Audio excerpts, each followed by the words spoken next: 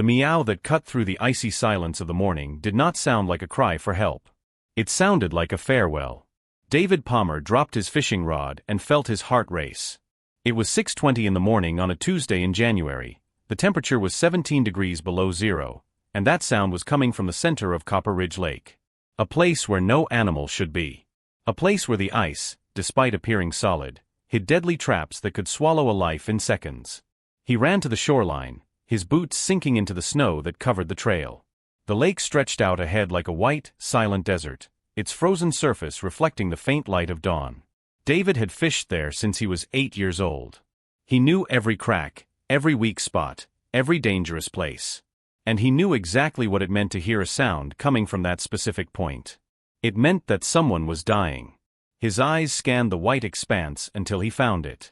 100 meters from the shore, a dark shape moved weakly against the ice. David grabbed the binoculars he always carried in his backpack, his hands trembling as much from the cold as from what he feared he would see. When he adjusted the focus, the air left his lungs. It was a cat. A black cat with white patches on its chest, trapped in a hole in the ice up to its neck.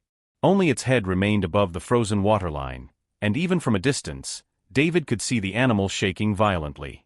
The cat's front paws clung to the edge of the hole, trying to find support that did not exist. Every attempt to get out made the ice around it crack a little more, widening the trap. The meow came again. Weaker this time. More distant. David felt something break inside his chest.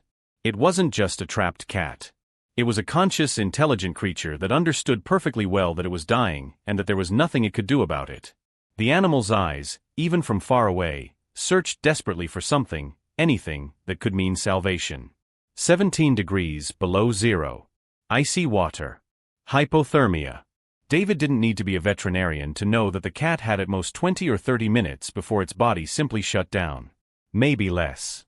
Maybe it had already been there for hours, fighting alone in the darkness of the early morning, calling for help that never came. He took out his phone with fingers that could barely hold the device. He dialed the emergency number while keeping his eyes fixed on the cat. With every second that passed, the animal seemed to sink another millimeter. The head, once held upright, now tilted slightly to the side. The paws no longer moved with the same strength. The coal dropped. No signal. David cursed, ran 10 meters to the left, tried again. Nothing. Copper Ridge Lake was located in a remote mountainous region of the state of Wyoming, surrounded by dense forests that blocked any cell signal. The nearest tower was miles away. He was alone. The cat was alone. And time was running out. He looked around desperately, searching for anything he could use. His mind raced, discarding options as quickly as they appeared. Step onto the ice? Suicide. At that temperature, if the ice broke under his weight, he would have less than 5 minutes before losing consciousness. Throw a rope. He had a climbing rope in his pickup truck, but it was 300 meters away, and even if he managed to reach the cat, how would the animal hold on to it? The meow came again. So weak that David almost didn't hear it. Something inside him refused to accept it. Not like this. Not while he was still there, conscious, capable of trying. David didn't know if he believed in destiny or purpose, but he knew that he had arrived at that lake at exactly that morning, at exactly that time, and had heard that sound for a reason. He began to shout. David's voice echoed across the frozen expanse of the lake, ricocheting off the surrounding mountains. He shouted for help, shouted in the hope that anyone who might be on nearby trails, would hear and come. He shouted until his throat burned, until his chest hurt, until there was no air left in his lungs. The silence that returned was deafening. David took a deep breath, wiped away the tears that had frozen on his face without him realizing it, and made a decision. If he couldn't reach the cat physically, he could at least do one thing. He could make sure that the animal didn't die alone. He could offer the only thing he still had the power to give: presence. He sat down at the edge of the lake, as close as the safe ice allowed, and began to speak. At first, he didn't know what to say. The words came out stumbling, senseless, just a stream of sounds to fill the terrible void that threatened to swallow them both. David talked about the lake, about the mornings he had spent there, about the first time his father brought him fishing when he was 8 years old. He talked about unimportant things, trivial things, anything to keep his own sanity while he watched that life slowly fade before his eyes. And then something extraordinary happened. The cat lifted its head. It was a small movement, almost imperceptible, but it was there. The animal's eyes, which had begun to close, opened again. The ears, previously flattened against its head, moved in the direction of David's voice. The cat was listening. It was responding. David felt a shock run through his body. He raised his voice, changed his tone to something firmer, more present. He began to speak directly to the cat, using the kind of voice he would use with a frightened child. He told the animal that it wasn't alone. That help was coming. That it just needed to hold on a little longer. Necessary lies. Impossible hopes. But they worked. The cat kept its head raised. The paws began to move again, trying to find support. Something in David's voice had reached the animal on a level that transcended species or language.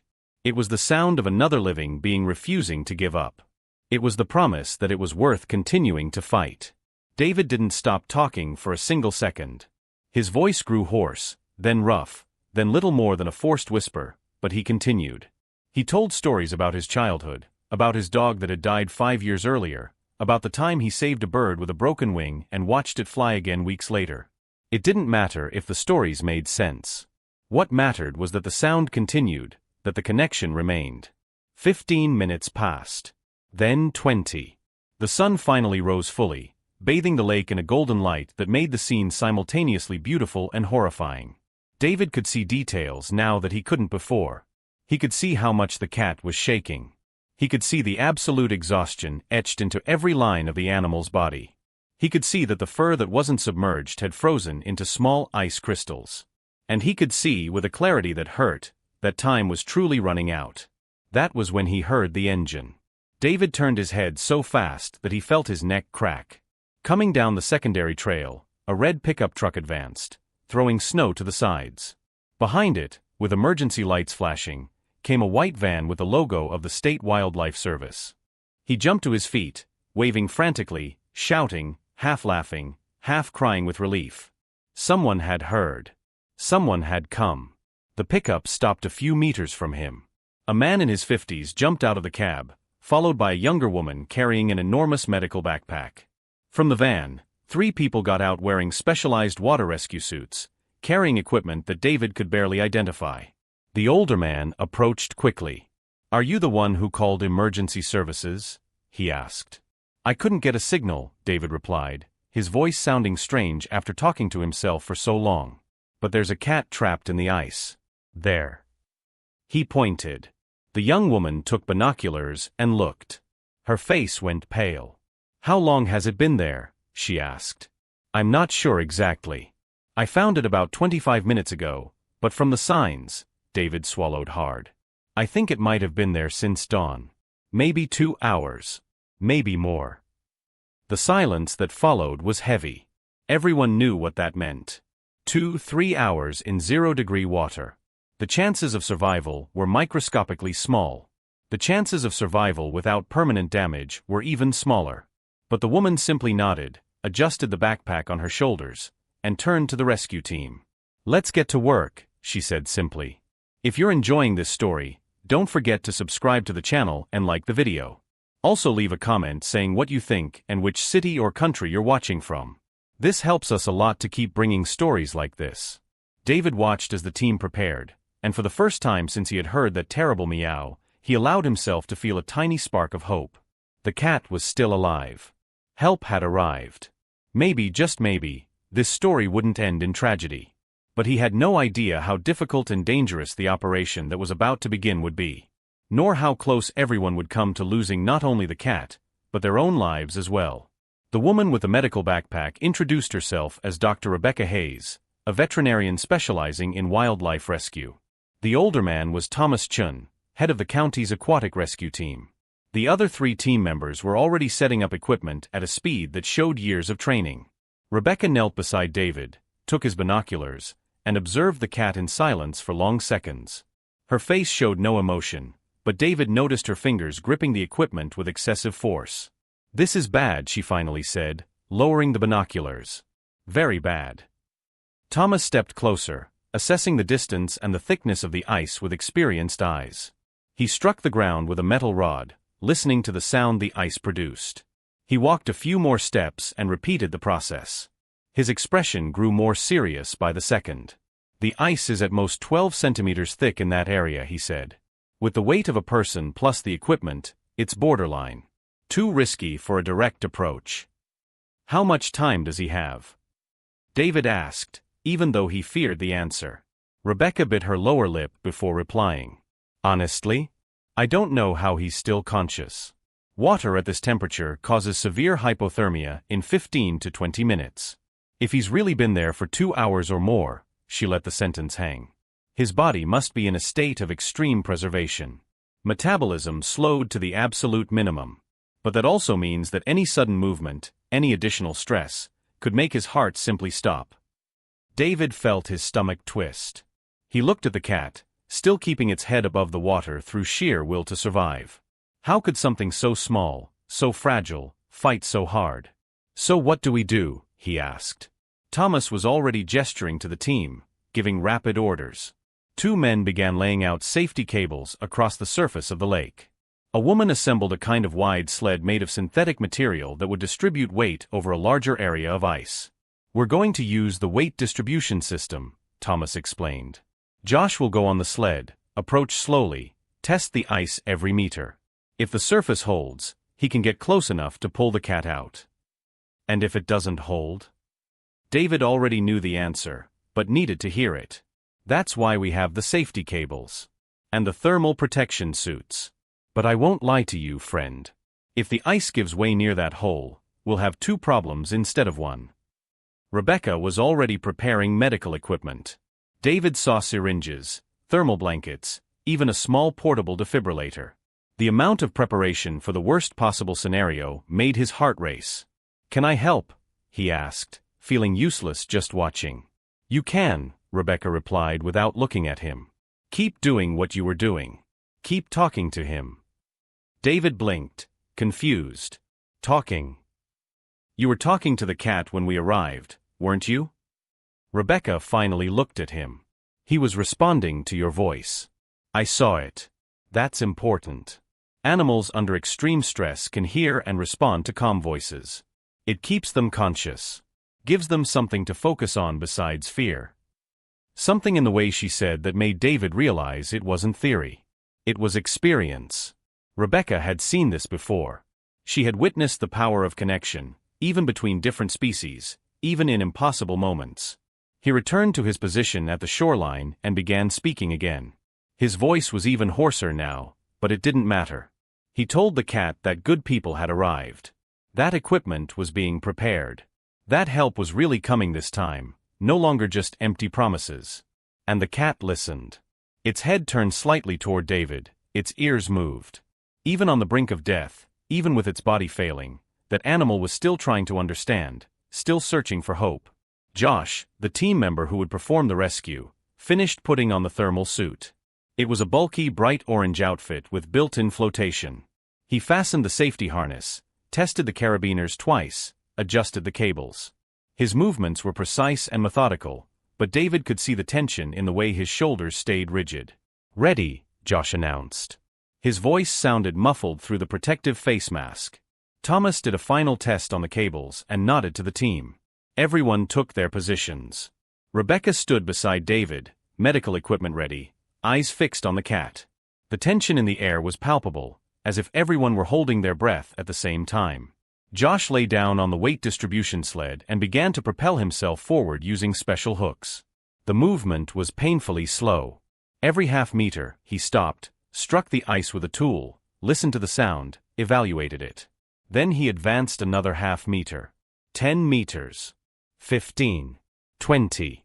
David didn't realize he was holding his breath until his lungs began to burn. Beside him, Rebecca murmured something under her breath, perhaps a prayer, perhaps just numbers, calculating distance and time and chances of success. 30 meters. The ice emitted a sharp sound, like glass beginning to crack. Josh froze. Everyone froze. The sound echoed across the lake, then silence. Josh waited a full 10 seconds before continuing. 40 meters.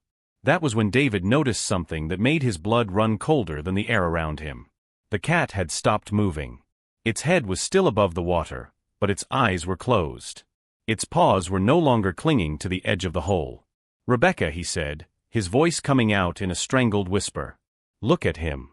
She was already looking. She had already seen it. Her hand gripped the radio so tightly that her knuckles turned white.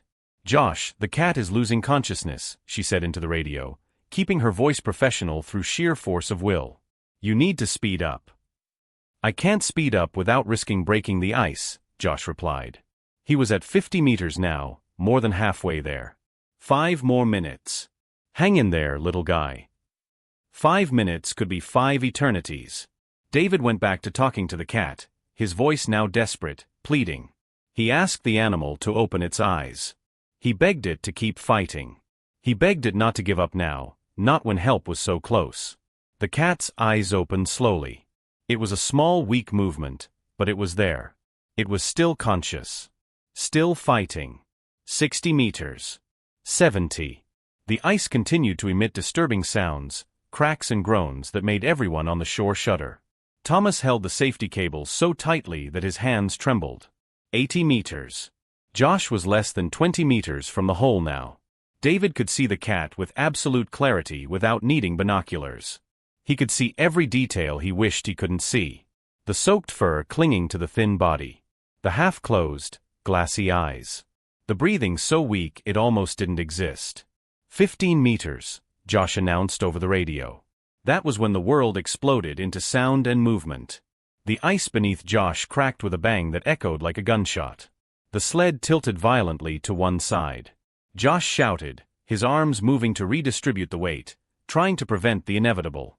On the shore, Thomas and the other team members pulled the safety cables with full force. For one horrible frozen second in time, David was certain he would see Josh disappear into the icy water. He saw it in his mind, Josh and the cat, both trapped, both dying, while everyone watched helplessly. But the cables held. The sled stabilized. The ice stopped cracking. Josh remained completely motionless for 5 seconds that felt like 5 hours.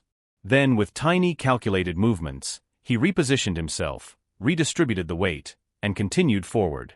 10 meters from the hole. 5 meters. David could hear his own breathing, fast and uneven. He could feel his heart pounding so hard it hurt. Beside him, Rebecca's eyes were wide, her body leaning forward as if she could, by sheer willpower, pull Josh and the cat to safety. 3 meters. Josh extended his arm, holding a special rescue net. His hand trembled, but not from fear. From the effort of remaining absolutely controlled when every instinct screamed at him to rush. 2 meters. The cat no longer moved. Its eyes were closed again. Only the tip of its nose remained above the waterline, and even that was sinking millimeter by millimeter. 1 meter. Josh extended the net, trying to slide it under the cat's body without touching it directly, without causing movement that could crack the ice further. His fingers moved with surgical precision, every gesture calculated, every second counting. The net touched the cat. And the animal did not react. Not a single muscle moved. Not a sound was made. David felt warm tears freeze on his face. He had arrived too late. Even with the entire team, all the equipment, all the will in the world, he had arrived too late. The cat had fought beyond any reasonable limit, had survived the impossible, but now, at the final moment, the body had finally given up. Josh managed to slide the net completely under the cat. With movements that were almost reverential, he began to pull. The small soaked body came out of the hole slowly, water dripping, becoming even heavier as it left the water. That was when David saw it. A tiny movement. A paw that twitched. Just a spasm, perhaps, just the last signals of a body shutting down. But Rebecca saw it too and shouted something to Josh that David didn't quite understand because the sound got stuck in his throat where hope and terror mixed into a painful knot. Josh secured the net to the harness, gave the signal, and began to be pulled back toward the shore. The sled moved faster now, the cables singing with tension, everyone on the team pulling with full force. 70 meters from the shore. 50. 30. David couldn't take his eyes off the small body in the net. He couldn't tell if there was still breathing, if there was still life, if the entire operation had been a rescue or merely the recovery of a body. 10 meters. 5. Josh reached the shore and Rebecca was on him before the sled had even fully stopped. Her hands took the cat with extreme care, wrapped the small body in thermal blankets, and began an assessment that was rapid and desperate at the same time. David stepped closer, unable to stay away, unable not to know. He saw Rebecca's face as she pressed the stethoscope against the cat's chest. He saw her expression change. He saw her eyes widen. And then he heard the words that would make that moment burn forever into his memory. "He's alive." The words echoed in the cold air like an impossible miracle. "He's alive." But the relief lasted only a second before Rebecca began to act with an urgency that made everything feel even more desperate. Her hands moved over the cat's body at a speed that showed years of practice, checking temperature, breathing, heart rate. Each gesture was precise, but her eyes told a different story. A story of deep concern. "Body temperature is 28 degrees, she announced, her voice tense. "Severe hypothermia. Heart rate at 32 beats per minute. Breathing almost imperceptible." David wasn't a doctor, but he knew enough to understand that those numbers were terrifyingly low. A cat's normal body temperature was around 38 degrees. A drop of 10 degrees meant the body was basically shutting down, preserving only the most essential functions. Thomas was already bringing more thermal blankets. Josh removed his rescue suit with hands that trembled slightly, the weight of the operation still present in every movement. The other team members moved closer, forming a semicircle around Rebecca, ready to help but knowing that at that moment what she needed was space and silence.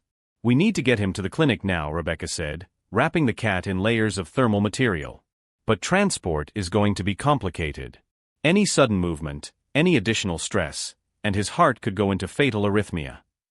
She looked at David for the first time since picking up the cat. Her eyes were red, but her voice remained steady. "You're coming with us." He responds to your voice. That could make a difference. David simply nodded, unable to form words. He followed Rebecca to the van while Thomas and Josh began packing up the rescue equipment. The inside of the van had been transformed into a mobile veterinary clinic. There were monitors, oxygen tanks, medications organized in compartments, everything securely fastened for travel over rough terrain. Rebecca placed the cat on a padded surface and connected sensors to the small body. Monitors began to emit regular beeps, each sound representing a weak but present heartbeat. David sat on the bench beside it, his eyes fixed on the animal that seemed even smaller now, wrapped in medical equipment. "Talk to him," Rebecca instructed as she prepared an injection. "Keep him calm." David began to speak, his voice hoarse but steady. He told the cat that he had been brave, that he had fought more than any creature should ever have to fight, that now he could rest, because the right people were taking care of him. The cat's ears moved slightly, a tiny sign that he still heard, still processed, still was present, even if only marginally. The van began to move, Thomas driving carefully to avoid jolts. Rebecca worked as the vehicle advanced, administering medications, adjusting the temperature of the thermal blankets, checking the monitors every few seconds. Her movements were automatic, the result of previous emergencies, but David could see the tension in her jaw, the way her shoulders remained rigid. "How many cases like this have you seen?" he asked, needing to fill the heavy silence that threatened to swallow him. Rebecca didn't take her eyes off the cat as she replied. "Severe hypothermia? Many. Animals trapped in ice? A few." She paused, adjusted one of the sensors. "But I've never seen one that stayed in the water for so long and was still alive. This," she shook her head. "I don't know whether to call it a miracle or absolute stubbornness." "He didn't want to give up," David said, surprised by the emotion spilling into his voice. "No. He definitely didn't." Rebecca finally looked at David, and there was something in her expression he couldn't fully decipher. Respect, perhaps. Or recognition of something that transcended medical logic. "And you didn't let him give up either. Your voice kept him conscious long enough for us to get there." The weight of those words hit David like a train. If he had left. If he had assumed there was nothing to be done. If he had stayed silent. The outcome could have been completely different. 20 minutes later, the van stopped in front of a low brick building with a discreet sign, Pine Valley Wildlife Rehabilitation Center. Rebecca picked up the cat with extreme care, and David followed her inside. The interior was surprisingly large, a maze of exam rooms, recovery areas, and rehabilitation spaces. A veterinary nurse appeared immediately, already prepared, already knowing what was coming. Radio communication during the drive had ensured everything was ready. They moved the cat into a heated emergency room. Rebecca and the nurse worked in perfect sync, connecting more monitors, preparing intravenous fluids, checking every system of the animal's body. David stayed near the door, feeling simultaneously essential and completely useless. "The temperature is rising," the nurse announced. 29 degrees now. "Too fast," Rebecca replied immediately. "We need to slow the rewarming. Rewarming syndrome can cause shock." They adjusted the thermal blankets and modified the room's ambient temperature. David watched, fascinated and terrified at the same time. Even after being rescued, even in experienced hands, the cat was still balancing on a thin line between life and death. 1 hour passed. Then 2. The cat's body temperature rose in a controlled manner, degree by degree. The heart rate remained dangerously low but stable. The breathing was weak but regular. Every minute that passed without a crisis was a small victory. It was during the 3rd hour that Rebecca called David closer. "I want to show you something," she said softly. She pointed to the cat's paws, now exposed under direct light. "See the pads here?" David looked. The skin was pale, almost gray. In some places, it had a dark, almost black tone. "Frostbite," Rebecca explained. "Tissue damage caused by extreme cold. 2nd, maybe 3rd stage." She gently touched one of the pads. There was no reaction. There's no sensation. The tissue is dead. David's stomach dropped. What does that mean? Rebecca took a deep breath before answering. It means that even if he survives the hypothermia, we'll have another problem. The paws may not fully recover. In the worst-case scenario, there could be necrosis. Infection. We would have to amputate the affected toes, maybe more. David felt the world tilt slightly. After everything the cat had been through, after surviving the impossible, he could still lose parts of himself. He could be permanently impaired. Can he live like that? David asked, even though he feared the answer. "Cats are incredibly adaptable," Rebecca said, but there was hesitation in her voice. "I've seen cases of cats that lost toes, even entire legs, and learned to compensate. But," she looked at the unconscious animal, "this isn't a domestic cat.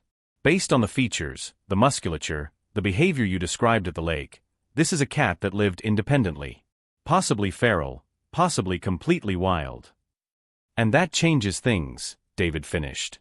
"It changes everything. A domestic cat can adapt because it has humans to care for it. Guaranteed food. Safe shelter.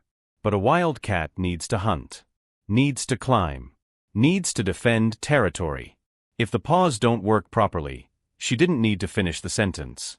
The silence that followed was heavy with implications. David looked at the cat, so small and vulnerable on that table, connected to machines that kept its body functioning. It had survived hours of agony in the frozen lake. It had fought beyond any reasonable limit.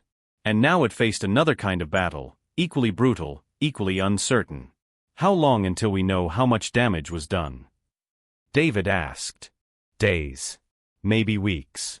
Frozen tissue takes time to show the true extent of the damage. Some areas may recover. Others won't. We'll only know when the body starts to respond, when circulation fully returns." Rebecca went back to the monitors and adjusted medications. David remained there, watching the almost imperceptible rise and fall of the cat's chest. Each breath was an act of defiance. Each heartbeat was a refusal to give up. Another hour passed. The body temperature reached 33 degrees. Still low, but within a range where the body could begin to function more normally. The heart rate rose to 40 beats per minute. Better, but still concerning. That was when something happened that made Rebecca and the nurse stop simultaneously. The cat's eyes opened. Not completely. Just a narrow slit, revealing yellow irises clouded by exhaustion and medication. But they were open. They were conscious. David stepped closer slowly, without thinking, simply following an impulse. He began to speak in that same voice he had used at the lake, the voice that had kept the animal fighting when it would have been easier to just let go. The cat's eyes moved toward the sound. They focused on David with visible effort. And then, in a movement so small it could have been imagined, the animal's head tilted slightly in his direction. recognition, memory, connection. Rebecca watched with an expression that mixed professional surprise with something deeper, more personal. "He remembers you," she said softly. "He knows you were there. He knows you didn't abandon him."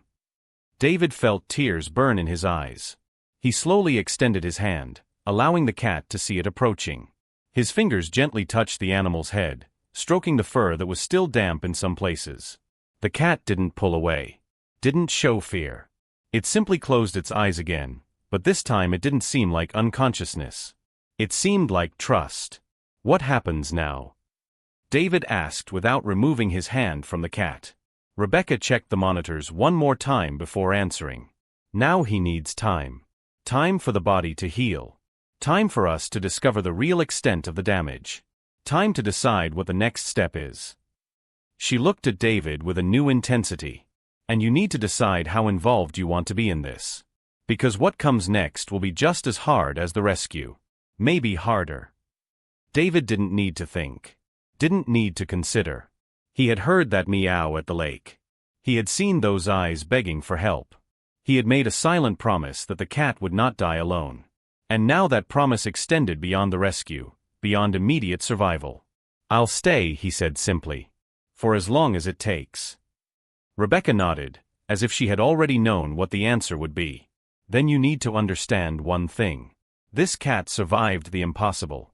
But survival is not the same as recovery. And recovery is not the same as returning to who he was before." She looked at the animal on the table, her expression revealing years of experience with cases that defied expectations. What he will become after this, who he will be, is still an unanswered question. And it may not be the answer we're hoping for. David absorbed those words, understanding their weight. The cat had changed in the lake. He had been forced to change just to stay alive. And he would continue changing in the days and weeks to come, shaped by trauma, by recovery, by the limitations his body now carried. The journey was far from over. In fact, the hardest part was only just beginning. 3 days had passed since the rescue, and the cat David had quietly begun calling Frost was still alive against all odds. His body temperature had stabilized. His heart rate had returned to normal. His breathing was strong and regular. But his paws told a different story, one that grew darker with each passing hour. Rebecca called David into the examination room on a gray Thursday morning. Her face was carefully neutral, that professional expression doctors use when they need to deliver bad news but want to keep hope alive. "I need to show you something," she said, guiding him to where Frost rested in a padded recovery cage. The cat was awake, alert, his yellow eyes tracking every movement around him. When he saw David, his ears moved forward, a clear sign of recognition. Rebecca carefully opened the cage and lifted Frost out, holding him so David could see his paws. What he saw made his stomach twist. The pads that had been pale 3 days earlier were now black. Not just dark, but necrotic, dead tissue beginning to separate from living tissue. 3 toes on the left front paw were completely compromised. 2 on the right. The left hind paw had lost all sensation throughout the entire area. "It's worse than I initially thought," Rebecca said quietly. The frostbite was deeper. It reached not just the skin, but tendons, possibly bone in some areas. David forced the words out of his tight throat. "What exactly does that mean?" "It means we need to do surgery. Amputate the necrotic toes before the infection spreads. But even after that," Rebecca gently placed Frost back into the cage. "He will have severely limited mobility. Compromised balance. His ability to hunt will be practically eliminated." The weight of those words hung in the air like a sentence. David knew what was coming next before Rebecca even said it. For a feral cat, this is essentially a delayed death sentence. He can't survive in the wild like this. So we have 2 options. Rebecca looked directly at him. Humane euthanasia now, while he isn't suffering. Or keeping him in captivity for the rest of his life.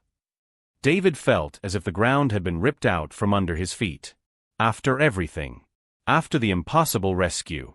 After 3 days fighting for recovery. It came to this. A choice between death and life imprisonment. "There's no other option?" he asked, knowing he sounded desperate and not caring. "Not one that's fair to the animal," Rebecca replied. There was genuine pain in her voice. "I know it's brutal. Believe me, I hate reaching this point. But my job isn't just to save lives. It's to ensure quality of life. And a feral cat in a cage, unable to do what his instincts tell him he must do, she shook her head. That isn't kindness. It's just prolonging suffering in a different form. David looked at Frost. The cat stared back at him, those intense, intelligent yellow eyes. There was something in that gaze David couldn't ignore. It wasn't resignation. It wasn't acceptance of defeat.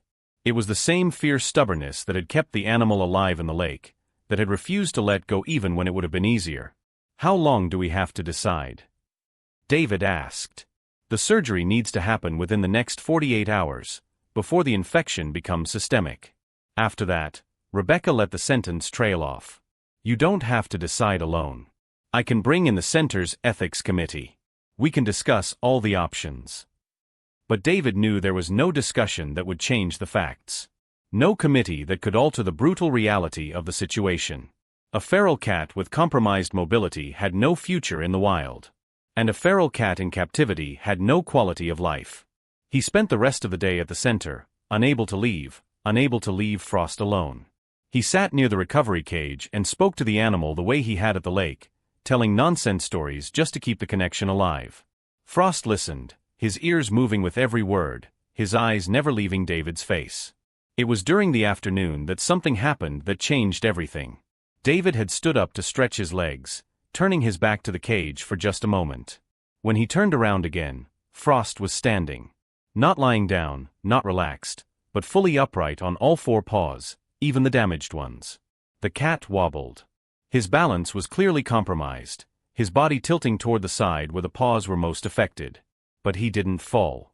He shifted his weight, compensated, found stability where none should have existed. And then he took a step. It was an awkward movement, painful to watch. The damaged paws didn't flex properly, the necrotic toes offered no real support. But Frost moved. He crossed half the cage before finally sitting down, breathing heavily from the effort. David stood frozen, unable to process what he had just witnessed.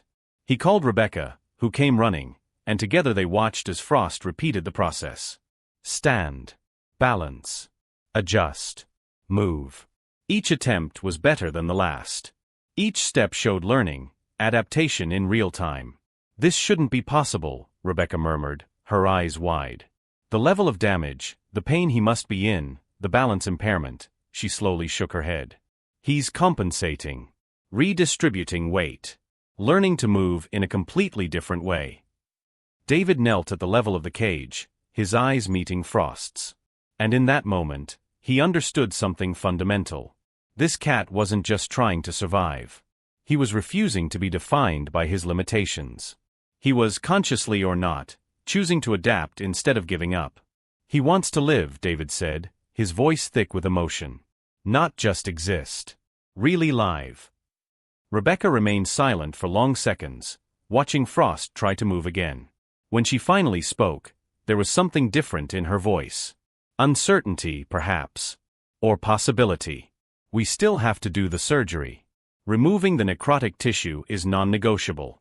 But after that, she looked at David. If he continues to show this capacity for adaptation, if he can develop new movement patterns, maybe, just maybe, there's a third option we didn't consider. Rehabilitation, David said, his heart racing. Intensive rehabilitation. Months of work. No guarantees. And even if it works, he'll never be what he was before. He'll be something different. Something new. Rebecca crossed her arms, her face showing the inner conflict of a professional who had seen too many cases end in tragedy. But if there's one thing I've learned in this job, it's that animals can surprise us in ways that defy all medical logic.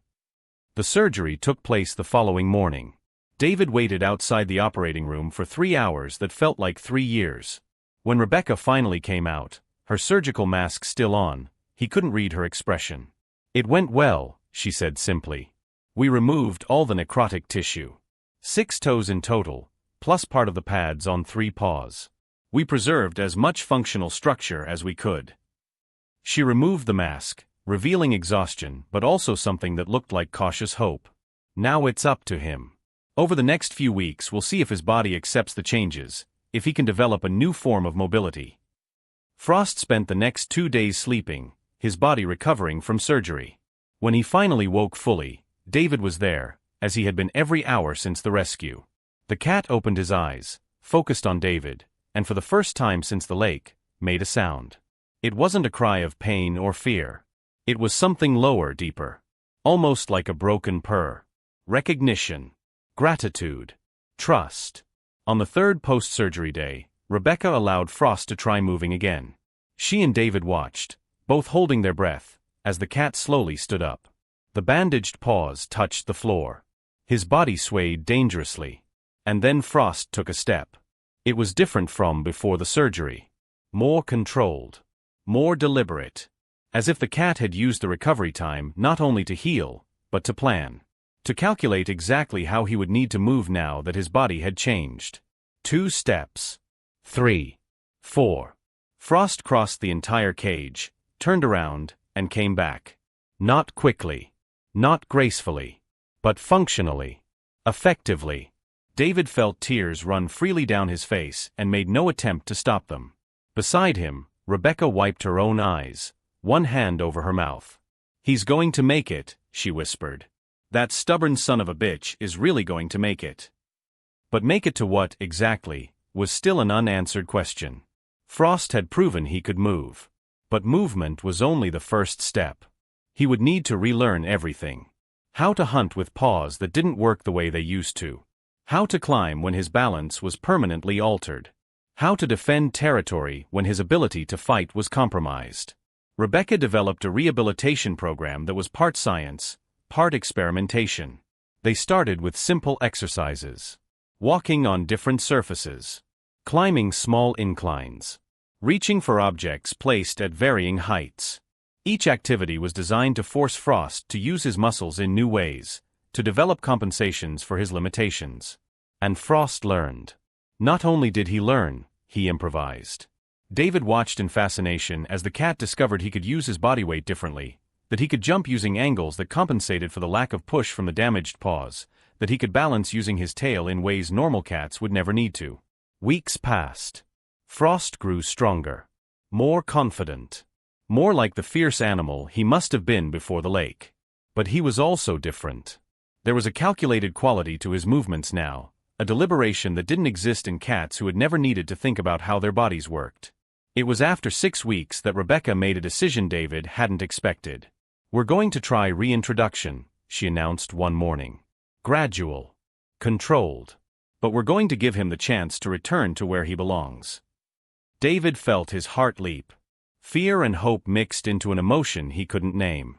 "You think he's ready?" "I don't know if he's ready," Rebecca admitted. "I don't know if I'll ever know for sure. But what I do know is that keeping him here when he shows this much capacity would be denying who he is. It would be choosing our comfort over his well-being." She was right. David knew she was. But that didn't make the idea any less terrifying.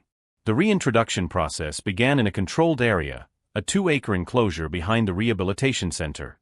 It was safe territory, but wild enough to test Frost's abilities under real conditions. David was there when Rebecca opened the door of the transport crate for the first time. Frost stepped out slowly, cautiously, his nostrils flaring to take in every new scent. The wind stirred his fur.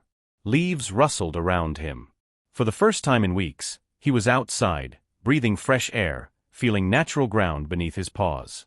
The cat paused for a moment, as if processing the sudden vastness around him.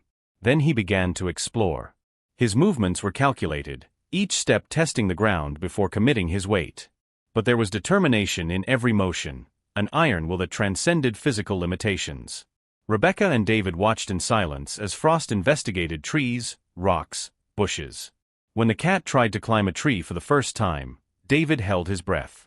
The climb was different, strange, Frost using claws and body weight in ways that compensated for the damaged paws.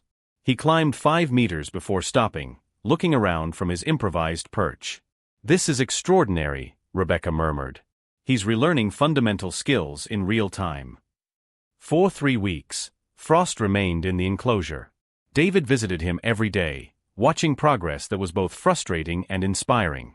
The cat hunted small rodents that entered the area, his success rate gradually increasing as he refined his techniques. He wasn't as efficient as an undamaged cat, but he was functional. It was survival. The decision to fully release Frost came on a cold March morning, nearly 3 months after the rescue. Rebecca called David in for a serious conversation. "He's ready," she said, though there was hesitation in her voice. "Or at least as ready as he's going to get. Keeping him here any longer won't improve his chances out there. It will only delay them." David knew she was right. But knowing didn't make the idea any less terrifying. What if Frost couldn't make it? What if all this effort ended with the cat dying alone in the forest, unable to sustain himself? "You once said survival isn't the same as recovery," David remembered. "And recovery isn't the same as going back to who you were before." Rebecca nodded slowly. "He'll never be the cat he was before the lake. That animal died in that frozen water. What survived, what's here now, is something new. Something that learned that limitations don't mean the end. They just mean a different path." They decided to release Frost in the area around Copper Ridge Lake, the same place where everything had begun. It felt appropriate somehow. A circle closing, a story returning to its point of origin but transformed by the journey. David carried the transport crate to the shore on a clear Saturday morning. The lake was still partially frozen, reminders of winter refusing to fully leave. But there were areas of open water now, and spring was beginning to paint green across the surrounding trees. Rebecca was with him, along with Thomas and Josh from the rescue team. Everyone wanted to be present for the final moment. Everyone had invested a part of themselves in that impossible story. David set the crate on the ground and opened the door. For a moment, nothing happened. Frost remained inside, his yellow eyes evaluating the world through the opening. David could imagine what was going through the animal's mind. Fear, perhaps. Uncertainty. Memories of the terror he had experienced in that very place. But then Frost stepped out. Not hesitant, not reluctant. With determination that seemed to defy all doubt. He looked around, recognizing the territory. His nostrils flared, capturing familiar scents. And then, without looking back, he began walking toward the trees. David watched that small asymmetrical figure move away, each uneven step still functional, each movement a victory over impossibility. He felt tears burn in his eyes but let them fall freely. They weren't tears of sadness. They were something more complex, deeper. Admiration, perhaps. Or recognition that he had witnessed something rare and precious. Frost stopped at the edge of the forest and turned his head. For a second, his eyes met David's across the distance. There were no words, no communication in the traditional sense. But there was understanding. There was recognition of a debt repaid, of a promise fulfilled, of a connection that transcended species and circumstance. And then he disappeared into the trees. Rebecca placed a hand on David's shoulder. "You did something incredible," she said softly. "You didn't just save a life. You saved the possibility of life. There's a difference." David didn't answer. He didn't trust his voice in that moment. He just kept looking toward where Frost had disappeared, knowing he would probably never see the cat again, but feeling at peace with that. Some stories didn't need definitive endings. Some stories were about the journey, not the destination. But the universe had other plans. 4 months later, on a hot July morning, David returned to Copper Ridge Lake. He had avoided the place since Frost's release, unable to face the memories without feeling the crushing weight of worry about the cat's fate. But something pulled him back that particular morning. Intuition, perhaps. Or simply the need to close the circle for himself. He was setting up his fishing gear when he heard it. A familiar sound, low and deep. Not a cry of distress like on that terrible January morning. Something different. Something that sounded almost like recognition. David turned his head slowly. 30 meters away, sitting on a rock still cool from the previous night, was Frost. The cat watched him with those intense yellow eyes, his head slightly tilted. David's heart stopped. Then it raced at a pace that made his chest ache. He didn't move, afraid that any action might scare the animal away. He just stood there, barely believing what he was seeing. Frost was alive. More than alive. He looked healthy. His fur shone in the morning sun. His body, though still moving differently, was strong. There were scars, of course. His paws still showed evidence of the amputations. But there was something else too. There was confidence. There was competence born from overcoming. The cat remained on the rock for perhaps 2 full minutes. He didn't approach, didn't seek contact. He just watched, as if checking that David was okay, that the human who had refused to abandon him on that terrible day was still there, still whole. And then, as silently as he had appeared, Frost jumped down from the rock and disappeared into the forest. But not before David saw something that filled his heart with an emotion he couldn't name. Not before he saw the way the cat moved now, not just functional, but fluid.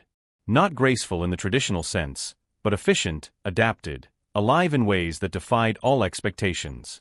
David sat heavily on the ground, laughing and crying at the same time. Rebecca had been right. Survival wasn't recovery. Recovery wasn't returning to who you were before. It was becoming something new, something shaped by experience but not defined by it. He picked up his phone, still trembling, and called Rebecca. "You're not going to believe this," he said when she answered. "I just saw Frost." There was silence on the other end. Then Rebecca's voice, heavy with emotion she usually kept professional and controlled. "Is he okay?" "He's more than okay. He's alive. Completely alive." Rebecca laughed, a sound that mixed relief and triumph. "I told you he would surprise us." News of Frost's reappearance spread quickly. The rescue story had already gained local attention in the previous months, but now it took on new life. It wasn't just about an animal that had been rescued. It was about adaptation, resilience, the capacity of life to find paths where none should exist. Rebecca used the case to revise rehabilitation protocols at the center. The approach with Frost, initially experimental, became a model for other cases involving animals with permanent damage. The idea that limitation didn't necessarily mean the end, that there was space between euthanasia and captivity, changed how the team evaluated difficult cases. Thomas and the rescue team incorporated lessons from the day at the lake into their training. The importance of keeping victims conscious, the role of the human voice in extreme stress situations, the need to prepare for the worst while hoping for the best. David continued visiting the lake regularly. Sometimes he saw Frost, sometimes he didn't. But he always carried the memory of that January morning, of that cry that had cut through the silence and changed something fundamental in his understanding of courage and connection. He learned something profound from that experience. He learned that sometimes the greatest act of kindness isn't saving someone. It's refusing to let them face the darkness alone. It's offering presence when no solution exists. It's believing in possibility when logic says to give up. Frost's story wasn't about a perfect rescue with a guaranteed happy ending. It was about the gray zone between disaster and miracle, that space where human effort and animal will meet and create something that shouldn't be possible but somehow is. If you made it this far in the story, don't forget to leave your like, subscribe to the channel if you're not already subscribed, and tell us in the comments what you thought. What city or country are you watching from? Your participation helps us keep bringing real stories like this one. Months turned into years. David grew older. The lake went through more winters, more springs. But the lesson remained, etched in his memory with a clarity time couldn't erase. Life isn't about returning to who you were before the storm. It's about discovering who you can become because of it. It's about adapting when recovery isn't an option. It's about finding a new path when the old one is permanently blocked. And perhaps most importantly, it's about recognizing that sometimes salvation doesn't come in the form of a perfect rescue. It comes in the form of someone refusing to let you die alone. It comes as a voice in the dark saying keep going, just one more minute, just one more breath, help is coming. Sometimes that's enough. Sometimes that makes all the difference. Frost proved that in a way no words ever could.